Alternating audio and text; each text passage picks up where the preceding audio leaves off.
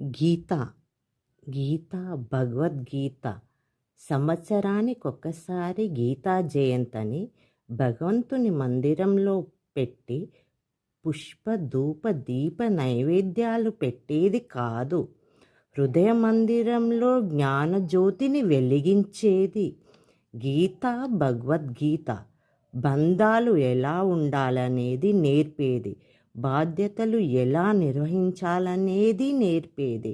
గౌరవ మర్యాదలు సంస్కారము నేర్పేది. జీవులెన్నో తెలుసుకోలేనిది పశుపక్షాదులు క్రిమికీటకాలు జీవుడిగా నీవు పొందిన మానవ జన్మలోనే తెలుసుకోగలిగేది, తెలియచెప్పగలిగేది. గీత భగవద్గీత సారం.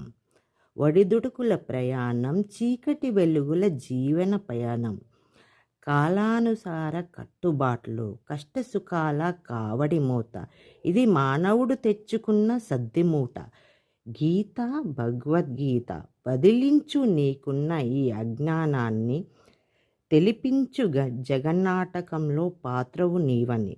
తెరిచి చూడు భగవద్గీతని. అక్షర రూపంలో కాదు, శ్లోక సాధనతో కాదు, భావార్థం తెలుసుకొని భక్తి శ్రద్ధతో అర్జునుడల్లే శిష్యుడవై జగద్గురువైన శ్రీకృష్ణుడే తెలుపుతున్నాడన్న భావన నీలో పెంచుకొని అనునిత్య సాధన, ధారణ, అనుచరణకై ప్రయత్నం మొదలెట్టాలి.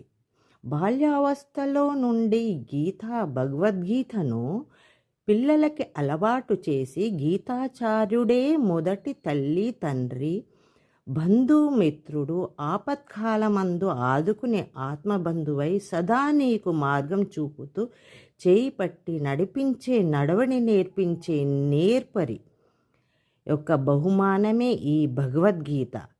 తేపయేది తెగైదుటకు ఈ సాగరమనే అన్నమయ కీర్తనలో వచ్చే ప్రశ్నకు జవాబు కూడా సంసార సాగరము దాటించేది, మోక్ష మార్గం చూపేది గీతా భగవద్గీత.